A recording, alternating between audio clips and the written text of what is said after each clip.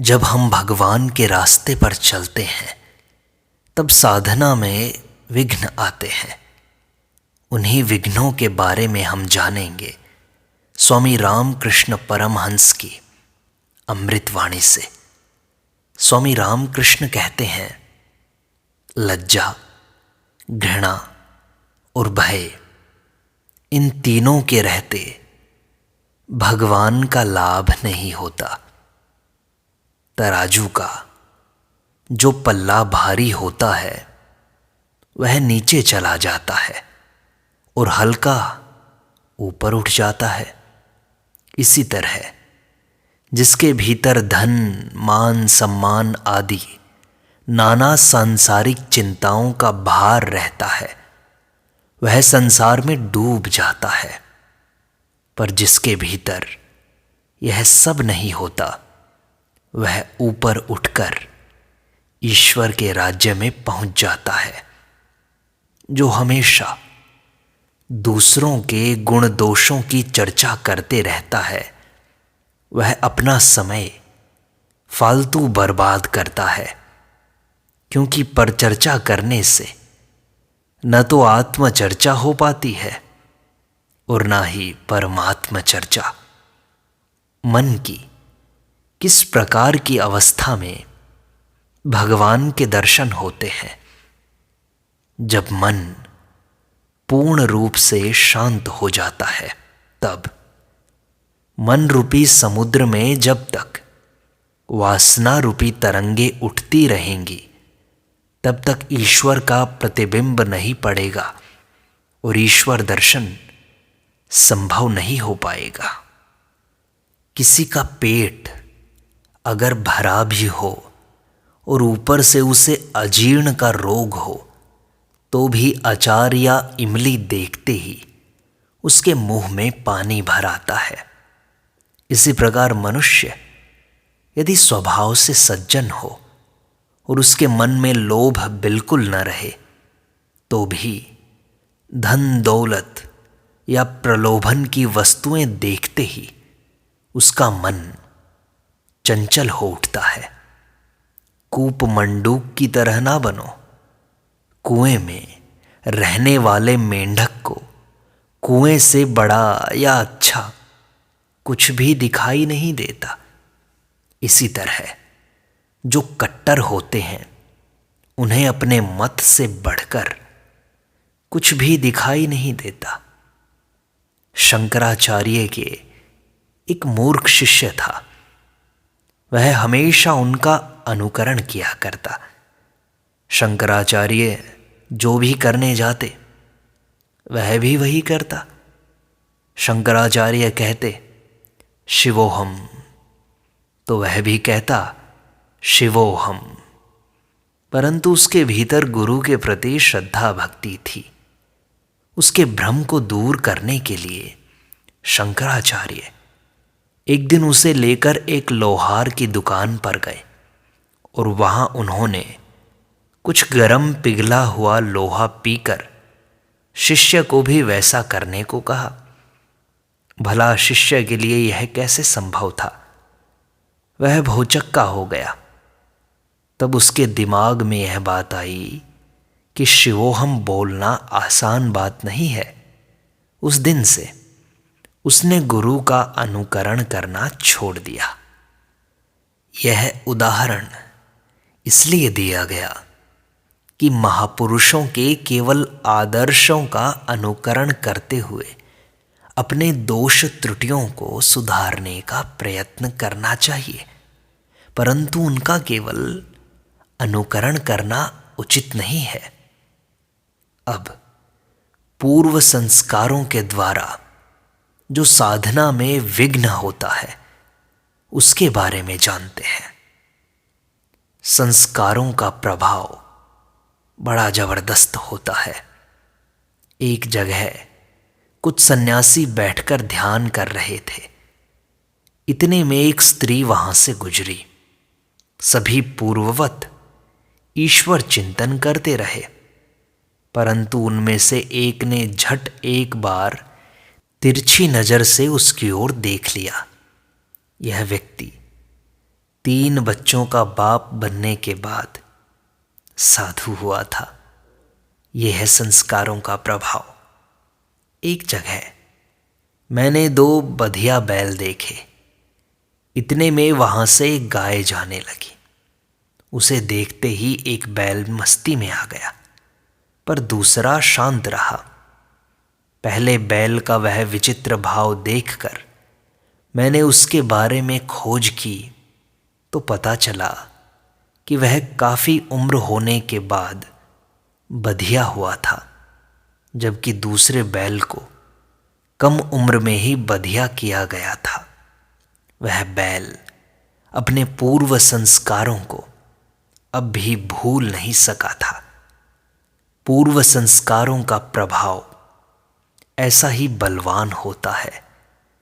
जो कम उम्र में विषय सुख भोगने के पहले ही संसार को त्याग कर साधु बन जाते हैं, वे स्त्रियों को देखकर उत्तेजित नहीं होते, पर जो अधिक उम्र में घर गृहस्थी का सुख भोग चुकने के बाद गेरुआ पहनकर साधु बनते हैं, उनमें कई वर्ष संयम पालने के बावजूद भोग के पूर्व संस्कार जाग उठने की संभावना रहती है।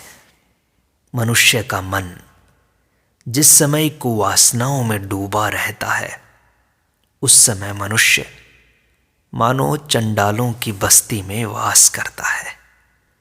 एक व्यक्ति ने कहा, मेरा लड़का बड़ा हो जाने पर उसका विवाह रचाकर गृहस्थी का भार उस पर सौंपकर मैं योग साधना करूंगा।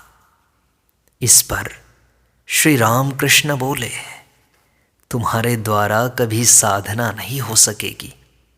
बाद में तुम कहोगे, हरीश और गिरीश मुझे बहुत ज़्यादा चाहते हैं, मेरे बच्चे मुझे छोड़कर नहीं जा सकते। हरीश के बच्चा हो जाए तो उसे देख कर जाऊंगा। फिर तुम्हारे मन में इच्छा उठेगी कि बेटे के बेटे का विवाह भी देख लूं। इस तरह वासनाओं का अंत नहीं होता, ध्यान रखना। अब सिद्धियों से लोग सिद्धियों की बड़ी बातें करते हैं। उन्हीं सिद्धियों से क्या क्या हानियां हो सकती हैं, वे भी साधना में विघ्न ही हैं, उनके बारे में जानते हैं। श्री रामकृष्ण कहते हैं, जादू मंत्र और सिद्धि शक्ति के चमत्कार दिखलाने वालों के निकट न जाया करो।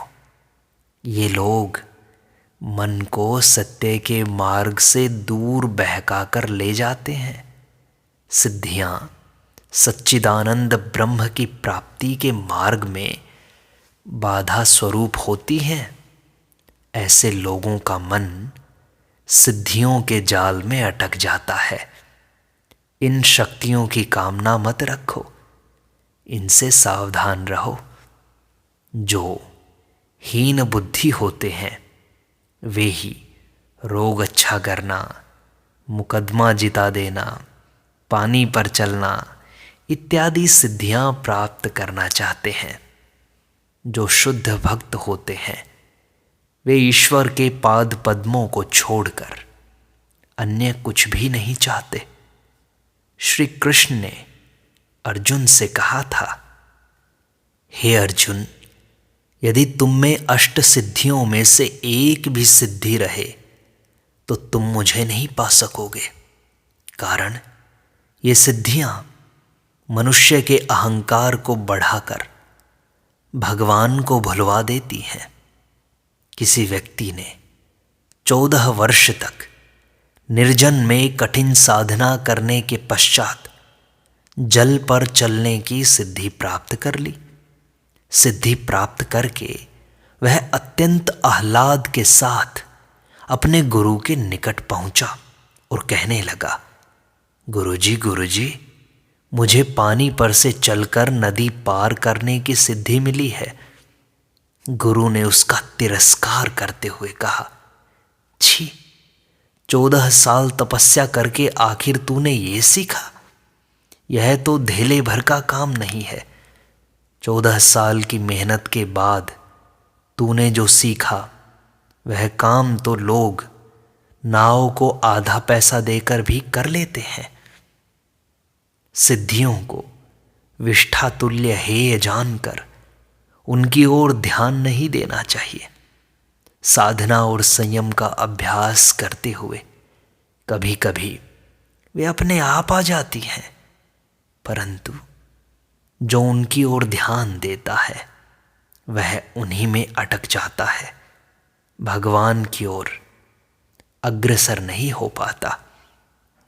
चंद्र नामक एक व्यक्ति को ताबीज सिद्धि प्राप्त हुई थी। एक ताबीज धारण करके वह अदृश्य होकर संसार में यहां तहां विचरण कर सकता था, दुर्गम स्थानों में भी प्रवेश कर सकता था। पहले पहल वह भक्त था और निष्ठापूर्वक साधना भी करता था, पर बाद में जब उसे वह सिद्धि प्राप्त हो गई तो वह उसकी सहायता से अपनी हीन काम वासनाओं को तृप्त करने लगा।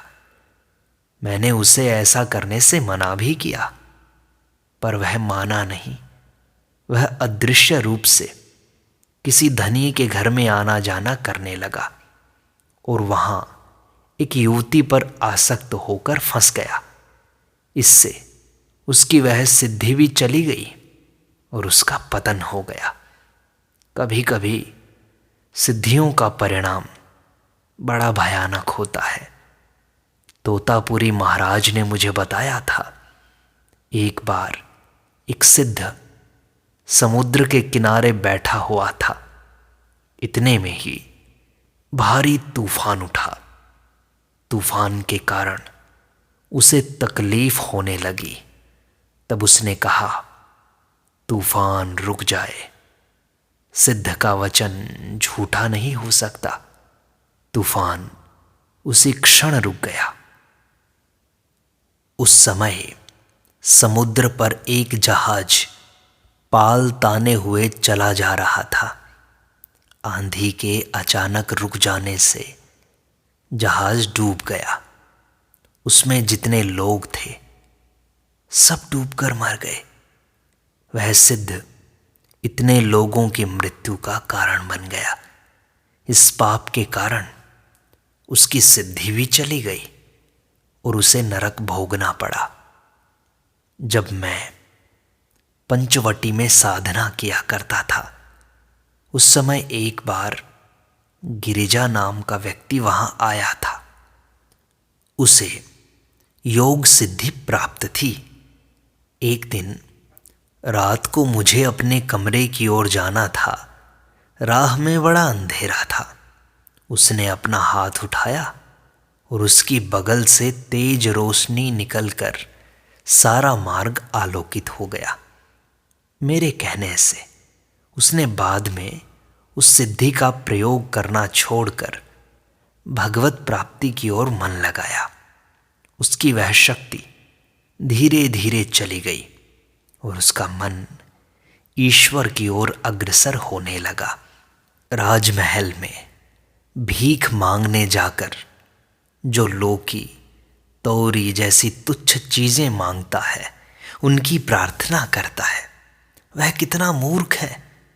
उसी प्रकार राजाधिराज ईश्वर के दरबार में खड़ा होकर जो ज्ञान भक्ति इत्यादि रत्नों को न मांग करके अष्ट सिद्धि जैसी तुच्छ वस्तु की याचना करता है, कितना बड़ा अबोध है वह। श्री राम कृष्ण के एक युवक शिष्य को एक बार दूसरों के मन के विचार समझने की क्षमता प्राप्त हो गई। अत्यंत आनंदित होकर उसने श्री राम कृष्ण के पास आकर यह बात बताई। श्री राम कृष्ण ने उसकी भर्त्सना करते हुए कहा, छी, उसकी ओर ध्यान देकर वृथा शक्ति का क्षय मत कर, यह तुझे नष्ट कर देगी, तेरी साधना व्यर्थ हो जाएगी। एक बार एक शिष्य ने श्री राम कृष्ण से कहा, ध्यान करते हुए मुझे दूर की घटनाएं दिख जाती हैं। बड़ी दूर जो भी हो रहा है वह मुझे सुनाई और दिखाई पड़ता है। वहां के लोगों के क्रियाकलाप दिखाई देते हैं। बाद में जांच करने पर वे दर्शन सही निकलते हैं। श्री राम कृष्ण यह सुनते ही बोले, अभी कुछ दिन ध्यान मत कर। ये सब बातें ईश्वर प्राप्ति में बाधा बन जाती हैं।